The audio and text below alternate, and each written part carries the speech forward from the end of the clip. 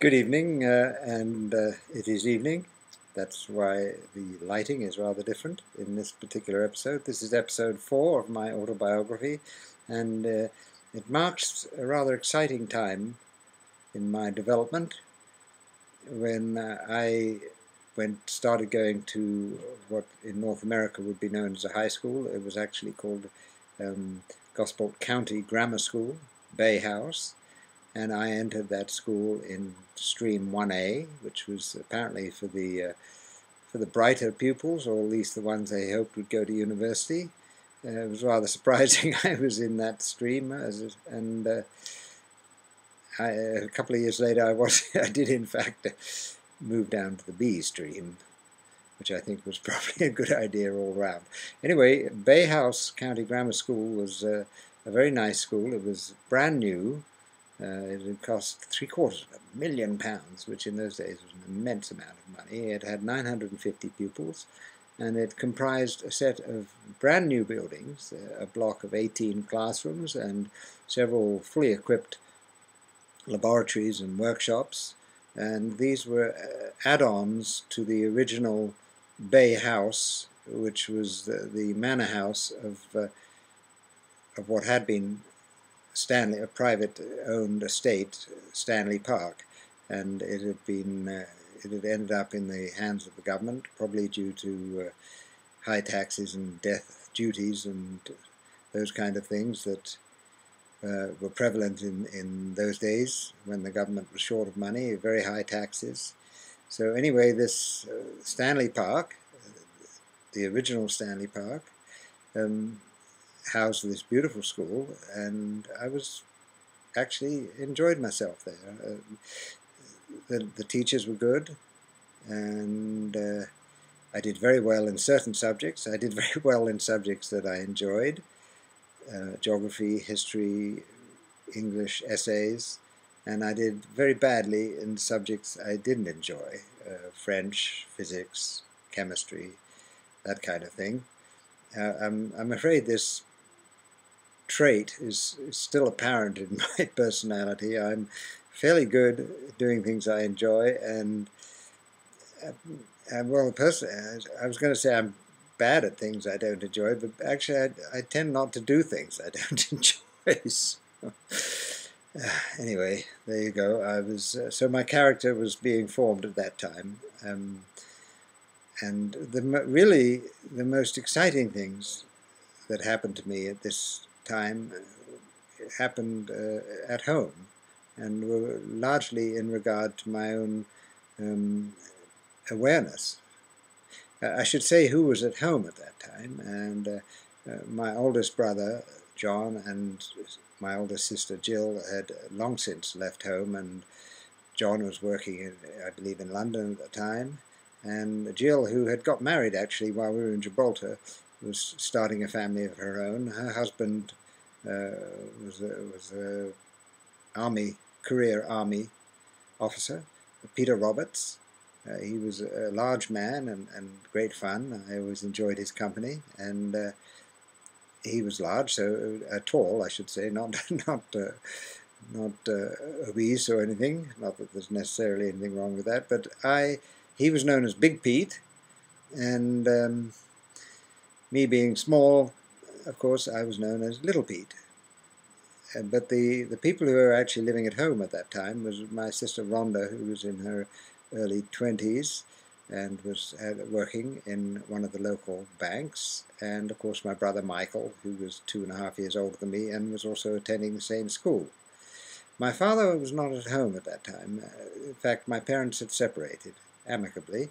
When my father retired from the Navy in the mid-50s and became what was in effect a traveling salesman for a pharmaceutical company, he spent a lot of time away from home, but there were periods when he wouldn't normally, in a normal relationship, would have lived at home. But my mother and my father, I believe, had kind of taken divergent pathways during the years since they got married, the 25 or so years, and my father, being a fairly orthodox naval officer, retired naval officer,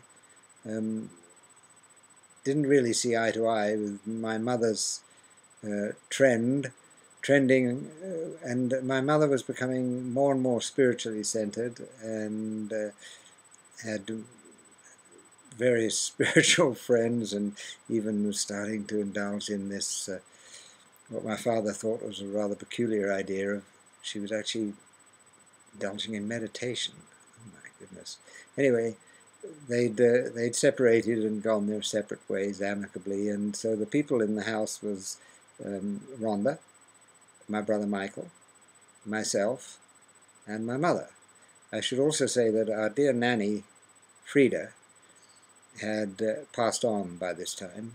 For the last 2 years of her life, she developed rather severe diabetes, and as I say, when I was about 12, I think, she actually did pass on, and that was sad. But my mother told us that it was natural, and that she was actually probably better off where she was, and that we shouldn't feel disconnected from her just because her body had ceased to function.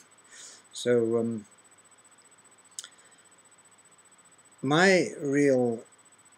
the really important thing that happened to me at that time was that I used to get up at 7 o'clock in the morning and go and get into my mother's big double bed, of course, which she was alone in, and she would read me passages from some of the books that she was studying. And there were various books, mainly to do with the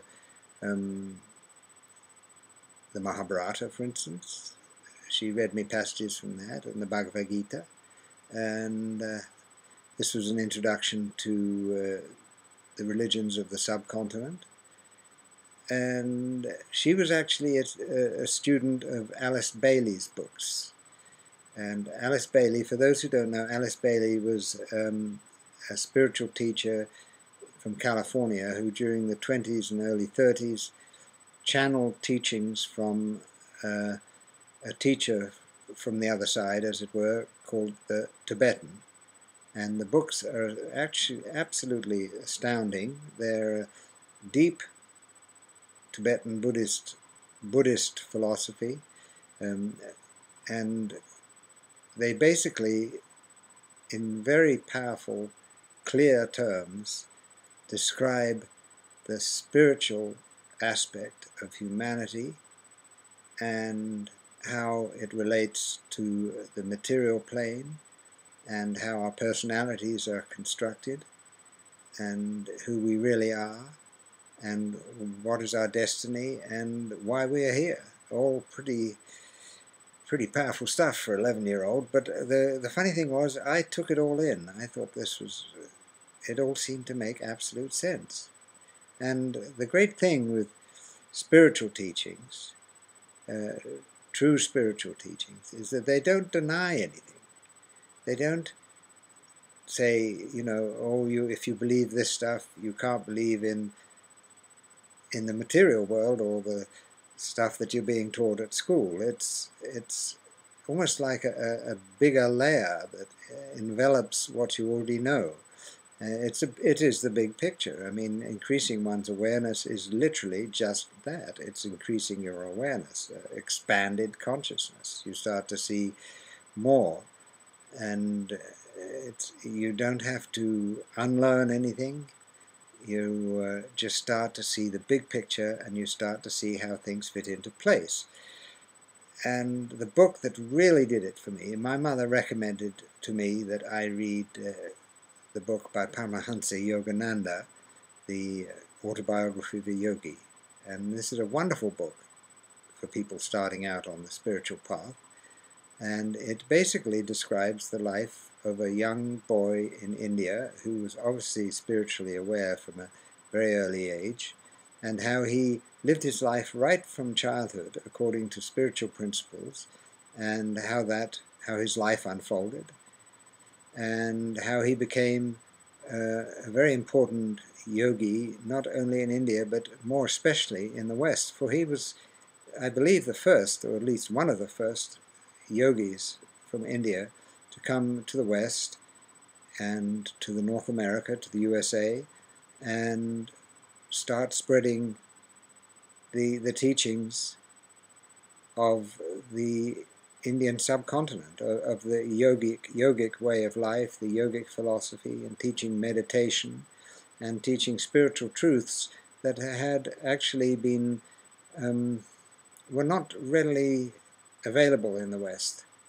unless you wanted to seriously understand the teachings of Jesus, who I believe and of course that this is another instance of where the spiritual truth, you don't follow one teaching necessarily. You might follow one teacher if his particular style of teaching suits what you want, but all the great spiritual teachers, all the great prophets are all teaching the same thing. The spiritual truth is a spiritual truth wherever you shall find it.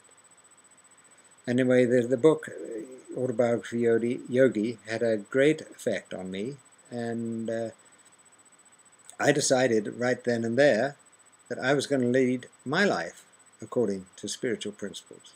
And I have attempted to do just that. And I have had a wonderful life, and I believe it's partly because of this determination I made when I was quite young. And I must tell you of a wonderful incident that actually illustrated to me how applying spiritual principles, I call it spiritual psychology, and that's one term I have for my own belief in how my personality is put together.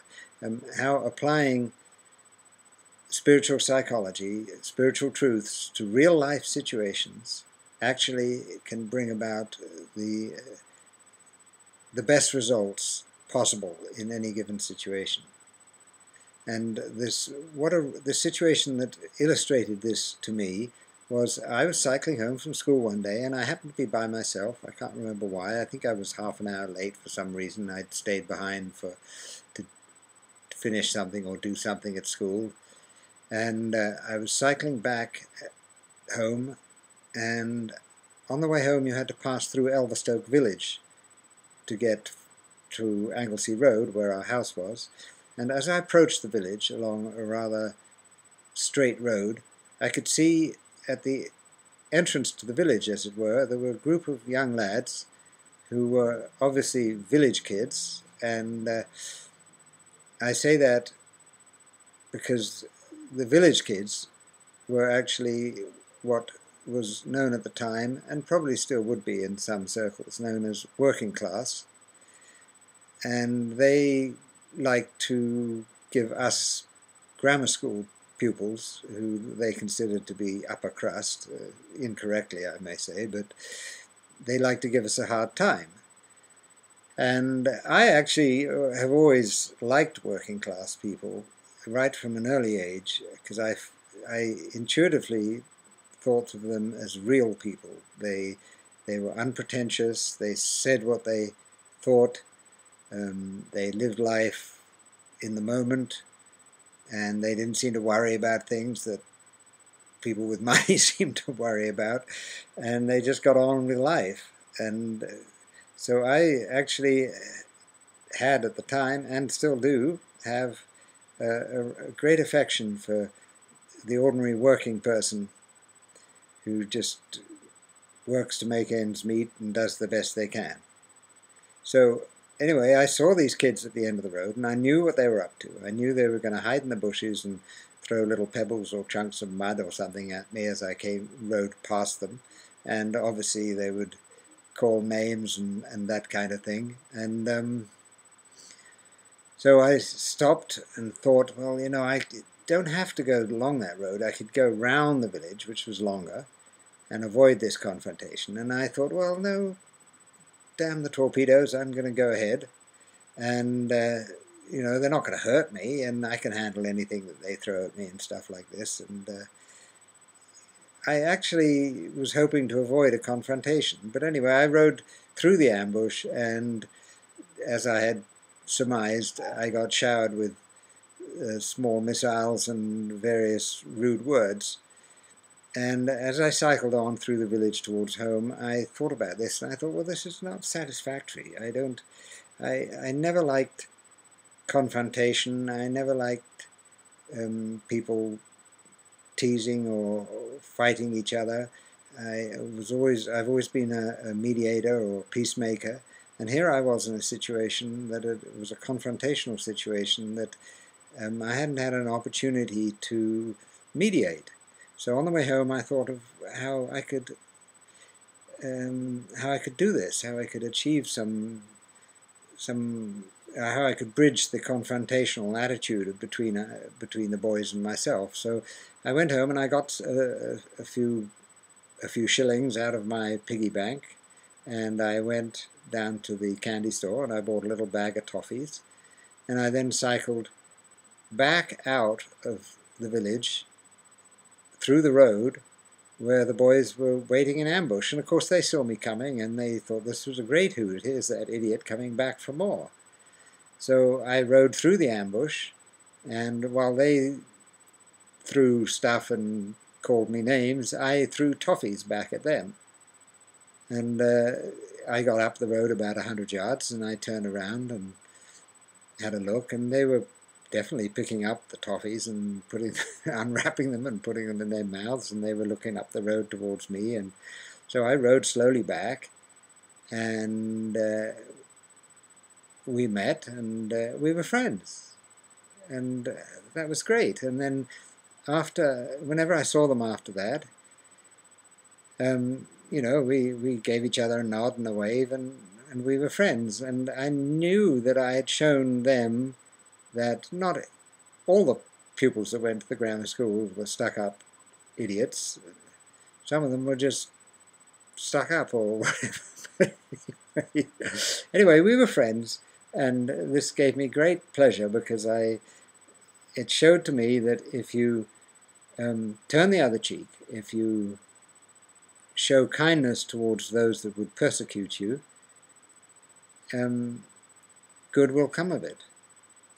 And that was a wonderful example to me, and it showed how you can go through life creating harmony and love, if you like, cosmic love, unconditional love between people, between strangers, just by applying spiritual law and acting in the way that the spiritual teachers down through the ages have shown us.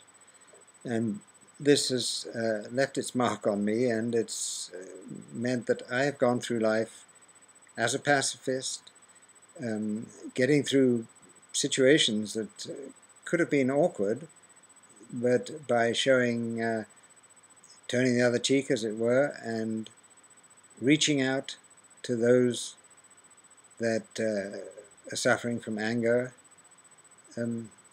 we can actually rectify the situation and actually show ourselves and the other people concerned the right way to get through life harmoniously, which is obviously what we're here for. We're here to spread love and not to we cannot tolerate the kind of antagonism and confrontation that is unfortunately prevalent in a lot of society. We have to do our bit to spread the love and bring joy to all those, especially those poor souls who are in difficulty and are having and are full of anger and hatred. These are the people we really need to reach. And this little incident, which was obviously just a small incident, but it showed me the beauty of applying spiritual principles to everyday situations, and how it was so much better to be friends with everybody than to be confrontational. And of course I realized that this was actually an example of upsetting the balance. You know, if you want to maintain a situation, you react in kind, and if, for instance, if someone's opposing you, you oppose back, and then that just maintains the situation. But if someone's opposing you and you step aside and say, I understand what you're doing and why you're doing it, and that's fine, but I am not going to oppose you. You're entitled to your opinions, and I'm not saying you're wrong, but it's not my way. So you go your way in peace, and I'll go my way in peace. And then, hopefully, the outcome will be better for everybody, and the love in the world will have been increased, magnified. And that's what we're here for. And I understood this at this early age, and it was such a joy, and has given me such a wonderful foundation for the rest of my life. So I'm going to leave it at that, because I can go on about this forever, because it is such a wonderful thing, but in many ways, you know, what I have said is all that needs to be said at this time. So my next episode, episode 5, I think I'm going to focus on the physical, my mental. I had figured out mentally how to control situations, and my next episode will be about my athletic endeavors and how I really grew physically and extended myself physically, and how that too has benefited me throughout my whole life. After that, we'll get to the my emotional body, which was very much underdeveloped at that time, and of course as I became a teenager and discovered the fair sex, my emotional body got a good working out too, and that's also quite interesting. Enough said. I'll see you again for episode 5. Thank you very much.